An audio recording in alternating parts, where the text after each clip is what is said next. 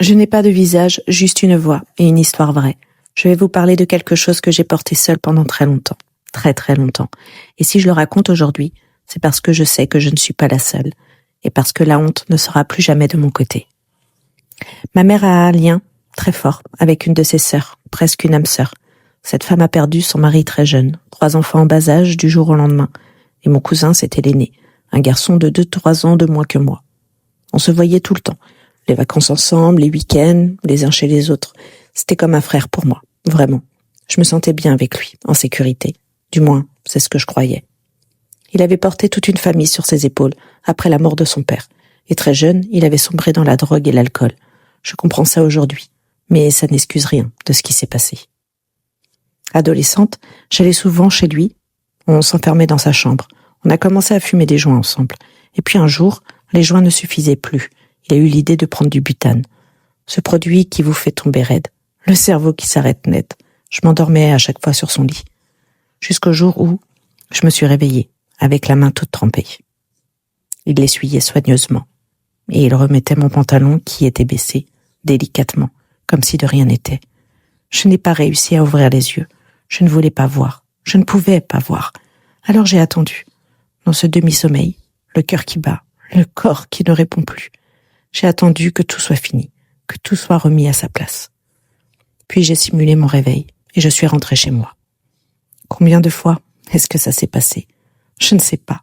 Je ne veux même pas savoir. Pourquoi j'en ai pas parlé ? Parce que j'étais déjà l'enfant difficile, celle à qui on ne croyait pas facilement. Parce qu'on se voyait tout le temps les 2 familles. Parce que j'aurais tout fait exploser, briser le lien entre ma mère et sa sœur, détruit 2 familles d'un coup. Alors j'ai enfui, au plus profond de moi. J'ai continué à le voir, à sourire, à faire comme si. Parce que c'est ce qu'on m'avait appris à faire, se sacrifier, protéger les autres, même quand c'est soi qu'on aurait dû protéger. Il y a 2 ans, j'ai coupé les ponts avec lui, quand j'ai commencé à travailler vraiment sur moi. Et tout est remonté d'un coup. Tout. Cet homme qui m'appelait bourré pour m'insulter, qui me descendait comme si j'étais une moins que rien. Cet homme que toute ma famille laissait taper sa mère sans rien dire, dont tout le monde avait peur quand il avait bu, qui vivait avec toute sa noirceur en lui et que personne ne regardait vraiment en face. On lui pardonnait tout à lui. Sans doute parce qu'il avait perdu son père. Mais lui, il avait le droit de faire tout ce qu'il voulait. C'était le roi de la famille qui terrorisait tout le monde. Quand j'ai écrit mon livre, je suis allée en parler à ma mère. Je lui ai lu avant qu'il sorte. Mon livre est aujourd'hui en prévente et ce passage, il est dedans, noir sur blanc. Ce jour-là, j'étais tétanisée. Pas pour le reste de mon histoire. Elle connaissait l'histoire. Pour ces pages-là, ces mots-là. Je n'avais même pas eu le courage d'écrire son nom dans le livre. Encore une fois, protéger quelqu'un qui ne me méritait pas.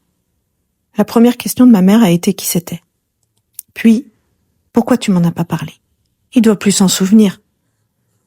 Et si tu en parles, il va se suicider, c'est sûr, il va se suicider. Et pour finir, elle m'a raconté une histoire d'elle petite, avec une de ses sœurs, comme quoi elle s'était toujours demandé si elle l'avait pas rêvé. Ça voulait dire quoi ? Que j'inventais ? Que je l'avais rêvé ? Comment tu peux penser ce genre de choses de ta fille ? Pas une fois elle m'a demandé comment je me sentais. Pas une seule fois. Je suis restée là, sans voix, à encaisser. Depuis ce jour, elle me punit à sa façon. Pas d'appel. Quand mon livre a avancé dans l'édition, je lui envoyais des messages, parce que j'étais fière, tellement fière de pouvoir enfin me libérer de tout ça. Elle me répondait avec des pouces, ou « si tu es contente, c'est le principal ». C'est tout. Une de mes sœurs a lu un bout du livre. Elle sait. Pas un appel, pas un message pour me demander comment je vais. Rien. Comme si ça ne méritait pas qu'on en parle. Et puis, j'ai une autre de mes sœurs qui n'a même pas acheté en prévente. Je pense que c'est plus simple de faire semblant de ne pas savoir. Pourtant, je le sais très bien, l'information est passée. Alors voilà pourquoi je n'avais pas parlé pendant toutes ces années. Vous avez votre réponse. Pour éviter exactement ça.